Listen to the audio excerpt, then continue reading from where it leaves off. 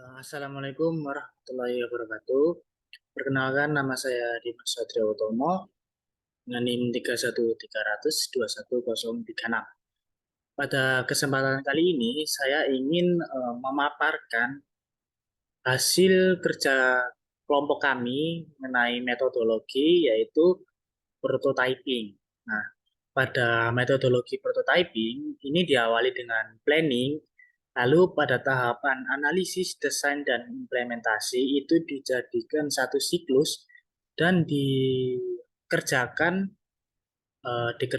selama dikerjakan secara bersamaan dan akan diulang kembali sampai sistem itu selesai sehingga menjadi sistem prototype, lalu dilanjutkan dengan implementasi, lalu sistem jadi. Nah, pada metodologi prototyping ini memiliki kelebihan, yaitu menghemat waktu dan biaya pengembangan, adanya keterlibatan pemilik sistem sehingga kesalahan sistem bisa diminimalisir dari awal proses, lalu membantu anggota tim untuk berkomunikasi secara efektif.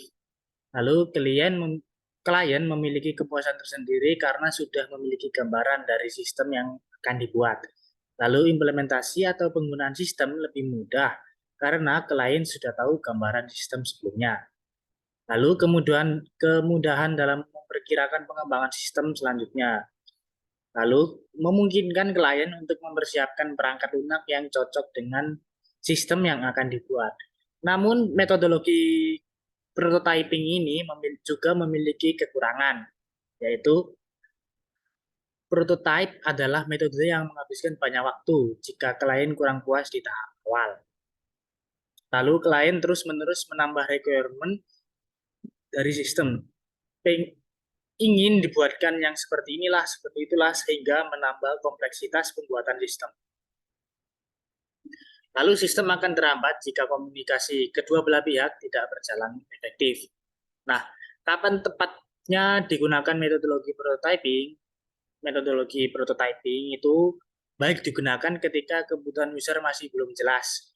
Ketika user itu masih belum tahu banget gitu requirement-nya seperti apa, sehingga menggunakan metodologi prototyping ini sangat cocok karena bisa dibuat kembali dari desain, dari analisis, desain, implementasi. Ini kan di siklusnya diputar kembali sampai ada sistem prototype.